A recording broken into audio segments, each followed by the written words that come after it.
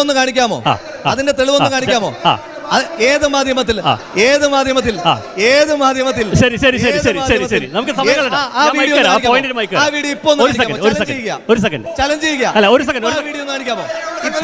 സാധാരണക്കാരന് ഉപകാരകരമായിരുന്ന ഒരു പദ്ധതി എന്ന് പറയുന്നത് കാരുണ്യ ബെനവലന്റ് ഫണ്ടാണ്.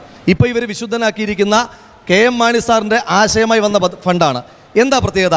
നമ്മുടെ നാട്ടിലെ ഏതെങ്കിലും ഒരു സാധാരണക്കാരൻ്റെ വീട്ടിൽ ഒരു അസുഖമുണ്ടായാൽ കുടുംബം തകർന്നു പോവുക, ചികിത്സിക്കാൻ നിവൃത്തിയില്ലാതെ. ആ ആളുകൾക്ക് സൗജന്യ ചികിത്സ ഉറപ്പാക്കുന്ന കാരുണ്യ ബെനവലന്റ് ഫണ്ട് നിർത്തലാക്കിയ സർക്കാരാ.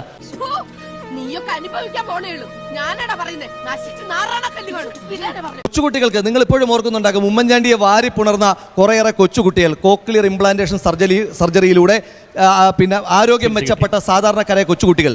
ആ പദ്ധതി ഇവർ ഇല്ലാതാക്കി. ആർദ്രം പദ്ധതി ഇവരില്ലാതാക്കി. ശ്രുതിമധുരം പദ്ധതി ഇവരില്ലാതാക്കി.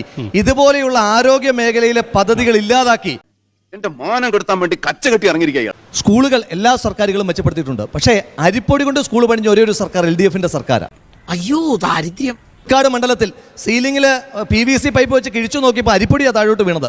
സാധാരണ ഒരു സീലിംഗ് ഒന്നും കിഴിയാൻ പാടില്ല. PVC എന്റെ വായിക്കാത്ത കയറിയിരുന്ന് വിടുവിച്ചാലേ ശരിയാവും. വീഡിയോകളെ പറ്റി ശ്രീ പ്രഫുൽ കൃഷ്ണൻ പറഞ്ഞതുകൊണ്ട് മാത്രം പറയുക, നിങ്ങൾ ഈ പറയുന്നത് ആ കർണാടകയിൽ അശ്ലീല വീഡിയോ നിയമസഭയിൽ ഇരുന്ന് കണ്ടപ്പോൾ അതിൻ്റെ പേരിൽ സസ്പെൻഡ് ചെയ്ത് ഇപ്പം നിങ്ങൾ ഡെപ്യൂട്ടി ചീഫ് മിനിസ്റ്റർ ആക്കിയ ആ BJP നേതാവിനെ കൂടി ഇടയ്ക്കൊന്ന് ഓർമ്മപ്പെടുത്തണം. ഇതൊന്നും കാണാനും പ്രചരിപ്പിക്കാനും പാടില്ല എന്ന് പറയാനായിട്ടുള്ള ഒരു രാഷ്ട്രീയ ധാർമ്മികത നിങ്ങൾ കാണിക്കണം. കർണാടകയിലെ വീഡിയോ നിങ്ങൾ കാണിക്കുകയാണെങ്കിൽ പേടിക്കല്ലേ?